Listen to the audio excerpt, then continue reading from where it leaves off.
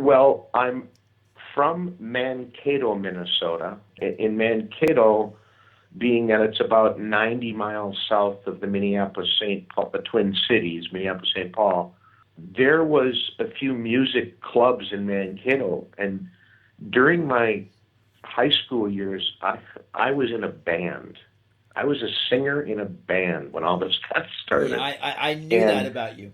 so we each had our own job duties along with, if you were a guitar player, you had to deal with building the light boxes and putting the aluminum foil inside the wooden box so it would reflect. And this guy, his dad had an extermination business, so we cleaned out his truck, and that's the truck we used to haul our equipment around, and the drummers did this, and the keyboards, we rehearsed in that guy's house, but my deal was the PA. So the long and the short of it is, throughout all of that, it struck me one night going, what am I doing standing up here? I care more about what it sounds like out there. And then that was basically when I said, I'm not doing this anymore. I'm going to be the band sound man. And so from there, I got hooked up with other local bands, and that took me out of the Minneapolis area right to DB Sound, because most of the bands here that did well, there was such a connection to the music scene from Minneapolis through Wisconsin into Chicago, and there was all these concert clubs that we could go play in.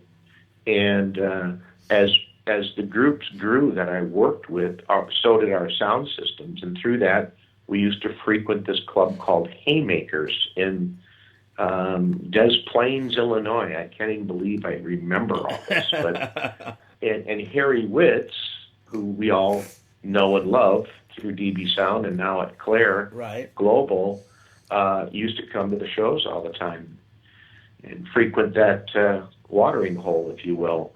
We got to know each other, and he finally asked me to come to work for him, which I refused to do for many years. I actually ended up leaving the band I was with and got a formal, education after high school for electronics, and then I went over to DB, and through that, we did, the touring that I did back then was basically Hart in Kansas, and I was a monitor engineer for them. And the last Hart tour I ever did, we had these monitors up in the air, and apparently someone had been to the show. And this was right when Prince was getting started. This was one of the things he was asking for. He didn't want to have any monitors on the stage. And I never really did know why, but I can kind of assume I would think I know why now, after all the years of working with him and being his friend, and was mad probably because of his size. And the height of the stages were so tall, if you put a bunch of the big wedges in them, he'd probably look like you'd see 2 feet of them. Right. And so I was doing a loadout in Florida, and there was a phone booth right next to the truck, and the phone rang the entire loadout. Finally, I answered it after I closed the doors, and it was Harry's partner saying, "Where's the monitor system on the truck?" And I said, "Well, it's packed in there." And he goes, "Can you repack the truck?" "No, it's all the way in, up front. Stagehands have left. What do we need to do?"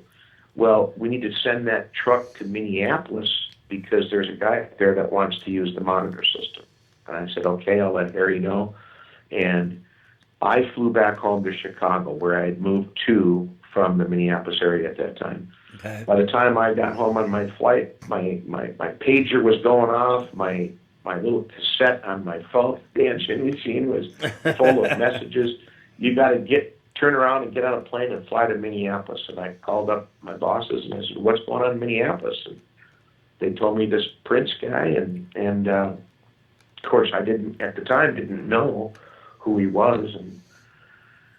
But what encouraged me the most was, hey, I'm going to go back to Minneapolis and see where all my friends are, go back there. So I did that, and we ended up unloading the entire truck, sound system, monitor system, and all. And that was the beginning. We unloaded everything, and those were the rehearsal days. And he put this cassette in, and it came on so loud and sounded so bad from behind the speaker system and the flown system in the air. I ran out there and grabbed the faders and said out loud, "What's going on? This sounds like crap." And everybody's going, over here, look over here. And I had seen this guy walk in out of the corner of my eye. I was on the stage, he walked in, kind of looked out of place to me in a way, thinking, didn't make much of it. Just thought, well, he must know somebody there. About 11 o'clock at night. Everybody else had gone. Lighting guys were gone. The set guys were gone. It was just me and the front of house guy at the time, John Lubensky. And he said to me, he goes, can you make it sound better? And so, the gain structure was all wrong. So I put the tape back on and redid the gain structure, turned it up, looked over at the EQ, did a few things on the stereo 31 band, and walked away. About 5 minutes later, he walked up on stage and asked if he could play the drum set. Well, 5 hours later, what seemed like to be 15 minutes, he made his way around the entire stage by himself, playing everything. And what kept it going was that Lynn drum machine at the time. So he had programmed a beat into that right then and there. And then there was a Simmons electronic kit with the real snare, cymbals, hi-hat, and he played along to the beat of the Lynn drum machine. And then when he got done dialing in the drums and the drum monitors, he went to each keyboard position. That's when I knew something was going on here, Right. This guy was playing the funkiest bass lines with his left hand, these horn punches on the OB1s with his right hand, right? This is stuff that I got chills just talking about it right now. Right. But eventually he jumped off the little riser and then he put the bass guitar on, dialed in the side fills, and I'm going, I see what this guy's up to. He wants stereo mix in the side fills. It's got the background monitors back where the band members are, the two keyboard players and drummer.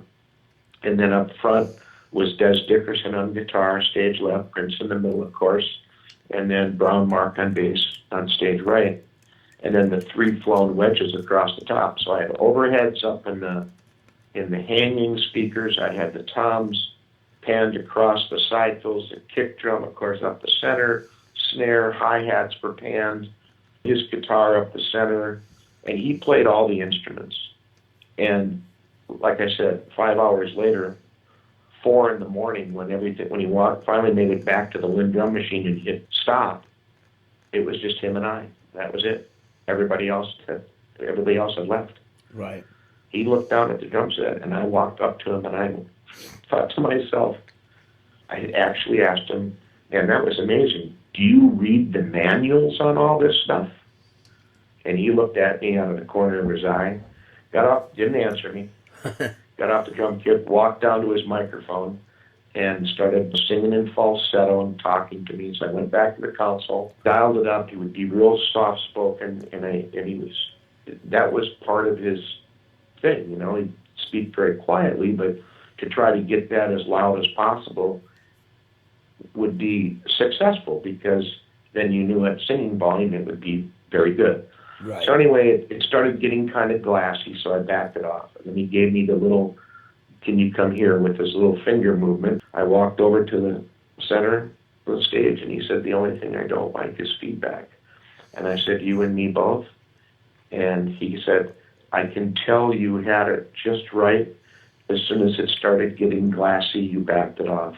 If you could do that for me, I'd really appreciate it. And I said, not a problem. So I knew right then and there, this guy knew the terminology. Right. He had experienced this stuff before, and that was that. He turned around and looked at me, and he put his hand out, and he said, thanks, Cubby. I never told the guy my name. So somehow he found out about my deal with the flying monitors before I ever knew who this guy. It was just kind of one of those moments, right? And then he walked away and said, I'll see you at 10 o'clock in the morning.